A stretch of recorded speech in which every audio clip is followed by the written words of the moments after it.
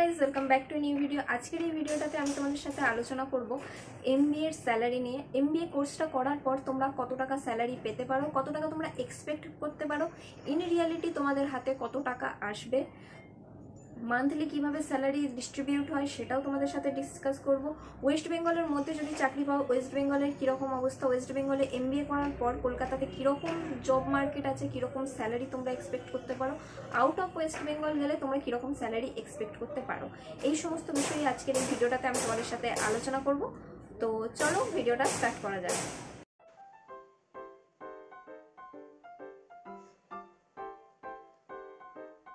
ফার্স্টেই হচ্ছে ফ্রেশার। তোমরা যদি এমবিএ সবেমাত্র করেছো, এরপর জাস্ট এমবিএ কমপ্লিট করার পরেই তোমরা নিজেদের এমবিএ ফার্স্ট জবে ঢুকছো, সেক্ষেত্রে তোমরা কত টাকা স্যালারি এক্সপেক্ট করতে পারো। যেহেতু তোমরা এমবিএ করছো, আমি বলবো মিনিমাম তোমরা 3 লাখ টাকার প্যাকেজ পেতে পারো, মিনিমাম 3 লাখ টাকার প্যাকেজ। এবার এটা নেগোসিয়েশনের উপর ডিপেন্ড করছে, তুমি রিক্রুটারের সাথে কীরকমভাবে নেগোসিয়েট করছো। তোমাদেরকে বলতে হবে যে আমার 3 লাখ টাকার প্যাকেজ চাই। যদি কলেজ প্লেসমেন্ট থেকে পাও, সেক্ষেত্রে তো কলেজ প্লেসমেন্টটা তোমাদেরকে বলেই দেবে কত টাকার প্যাকেজ। যদি তোমরা নিজে থেকে ট্রাই করো, সেক্ষেত্রে কিন্তু তোমাদেরকে নেগোসিয়েট করতে হবে স্যালারি। সব জায়গাতে গিয়ে তোমাদেরকে নেগোসিয়েট করতে হবে। ওরা চাইবে তোমাকে যত টাকা কমে সম্ভব তোমাদেরকে নিয়ে আনা। যদি 10,000 টাকায় করতে তোমাদেরকে নিয়ে আনতে পারে কোম্পানিতে, তাহলে ওরা প্রমোশন পাবে। সো তোমাদেরকে নেগোসিয়েট করতে হবে। আমি তোমাদেরকে বলে দিই, অ্যাজ এ এমবিএ স্টুডেন্ট তোমরা কত টাকা নেগোসিয়েশনের জন্য বলতে পারো, এগুলো তোমাদেরকে কলেজেও বলবে না, কিচ্ছু না, এগুলো তোমাদেরকে নিজে থেকে জানতে হবে। তোমরা যেহেতু এমবিএ স্টুডেন্ট, এত টাকা খরচা করেছো, মিনিমাম আমি বলবো তোমরা 3 লাখ টাকা, যদি ওয়েস্ট বেঙ্গলে হয় অবভিয়াসলি 3 লাখ টাকা তোমাদের ডিমান্ড অ্যাটলিস্ট থাকা দরকার। 3 লাখ টাকা মান্থলি বলছি না, ইয়ারলি। ওকে, এটা 3 লাখ পার অ্যানাম। 3 LPA কিন্তু তোমাদের মিনিমাম। তারপরে ওরা যদি নিজে থেকে বলে 4 LPA তাহলে তো ভালোই, বাট যদি তার থেকেও কমে নিয়ে যেতে চাই, তোমরা বলবে মিনিমাম 3 LPA, তার থেকে কমে যেও না। এরপর এক্সপিরিয়েন্সের সাথে সাথে সেটা বাড়তে থাকবে। যেই টাকাটা দিয়ে তুমি ফার্স্টে ঢুকবে, সেটার পরে একবারে হয়তো 3 লাখ টাকায় ঢুকছো, ঠিক আছে, 1 বছরের পর তোমাদের 10 লাখ টাকা হবে না। কেউ যদি প্রথমে তোমরা কত টাকা যদি ঢুকছো সেটাও খুব ম্যাটার করে। কেউ যদি 3 লাখ টাকায় ফার্স্ট ঢুকছে, সো সেবার পরের কোম্পানি তাকে সেই আগের কোম্পানিতে যত টাকা ছিল তার উপরে একটা হাইক দেয়।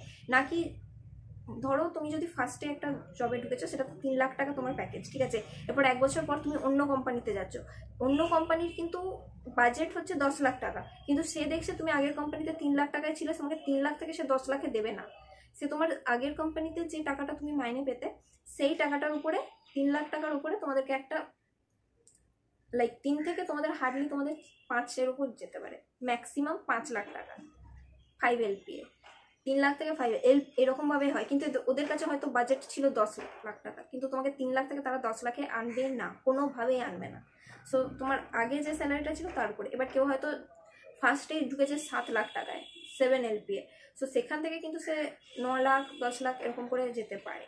সো ফার্স্টে তুমি কত টাকাতে জবে ঢুকছো তার উপরে ডিপেন্ড করছে তোমাদের স্যালারি বাড়তে কীরকম টাইম লাগবে।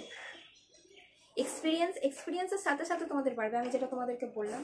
এরপর হচ্ছে কলেজের উপরে কিন্তু ডিপেন্ড করছে। টায়ার 1 যে কলেজগুলো আছে, সেখান থেকে যদি তোমরা পাস আউট করো, সেখান থেকে তো কলেজ থেকেই প্লেসমেন্ট পাবে। সো কলেজের প্লেসমেন্টেই কিন্তু অনেক টাকা লাইক প্যাকেজ থাকে, সেখানে তোমাদের নেগোসিয়েশনের কোনো ব্যাপার থাকে না। সেখানে কলেজ একদম বলে দেয় যে এত টাকা দিয়ে প্যাকেজ আসছে, কোম্পানি আসছে, ভালো করে প্রিপারেশন নাও, ইন্টারভিউ দাও, জব পাও, চলে যাও। সো এরপর টায়ার 2 এর কথা বলি। টায়ার 2 এ হয়তো 50% স্টুডেন্ট কলেজ প্লেসমেন্টে পায়, 50% তাদেরকে নিজে থেকে দেখে নিতে হবে, কিছু করার নেই। সো সেই যা 50%-এর জন্য বলি, তাদের minimum salary out of college না খুব একটা বেশি কোম্পানি নিতে চায় না। বেশি যেগুলো ভালো ভালো কলেজ থাকে, তাদের কলেজের সাথে লাইক টাই আপ থাকে, ভালো কলেজগুলো ভালো কোম্পানির সাথে টাই আপ থাকে, সো তারা সেইভাবেই স্টুডেন্ট নেয়। সো তোমরা যদি এমন একটা কলেজের থেকে এমবিএ করো যাদের কোনো কোম্পানির সাথে টাই আপই নেই, বা কোনো কোম্পানি নেয় না সেখান থেকে, তো তোমরা কলেজের বাইরে থেকে নিচ্ছ। সো কলেজের বাইরে থেকে তোমরা গিয়ে ফার্স্ট জব পাওয়াটা না খুব কঠিন, আর সেক্ষেত্রে স্যালারি প্যাকেজ সেরকম ভালো পাবে না। মিনিমাম তোমাদেরকে নেগোশিয়েট করতে হবে, 2-2.5 লাখ টাকার মধ্যে তোমাদেরকে হয়তো বলবে, বাট চেষ্টা করবে 3 লাখ টাকার মধ্যে আনার।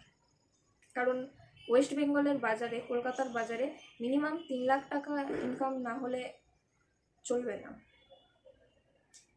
এরপর হচ্ছে লোকেশন, লোকেশনের উপরে ডিপেন্ড করে। যদি তোমরা ওয়েস্ট বেঙ্গলে পড়ো, ওয়েস্ট বেঙ্গলে তোমরা 3 থেকে 5 লাখ, আমি তোমাদেরকে অনেস্টলি বলে দিচ্ছি, ওয়েস্ট বেঙ্গলে 3 থেকে 5 লাখ। যদি তোমরা IIM ক্যালকাটা বা এসব কলেজ থেকে না পড়ো, তো যদি টায়ার 1 থেকে করো সেক্ষেত্রে আমি কোনো গ্যারান্টি দিতে পারছি না, বাট যদি টায়ার 2 আর টায়ার 3 থেকে করো, টায়ার 3টা ছেড়ে দিলাম, টায়ার 2 থেকে করলে 3 থেকে 5 লাখ টাকার মধ্যে তোমাদের স্যালারি হবে কলকাতাতে। এবার যদি তোমরা আউট অফ ওয়েস্ট বেঙ্গল যেতে চাও, পুনে, ব্যাঙ্গালোর, ওই সাইডে কিন্তু স্যালারি প্যাকেজ খুব বেশি, তোমরা একদম 10 লাখ টাকা থেকেই ঢুকতে পারো।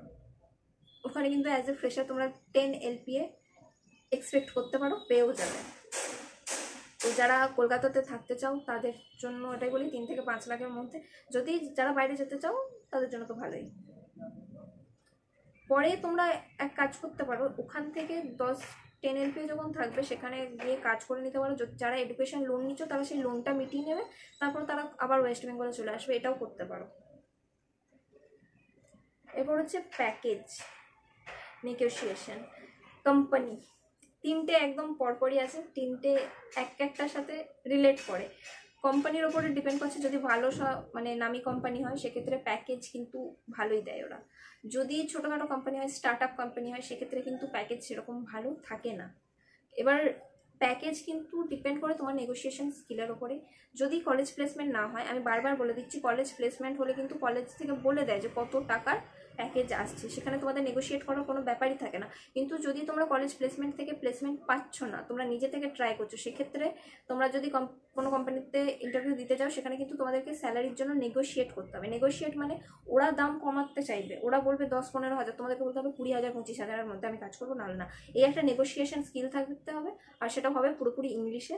সো ইংলিশটা স্ট্রং করার চেষ্টা করো, যাতে ইংলিশে ঝগড়া করতে পারো যে না এই প্যাকেজের মধ্যে।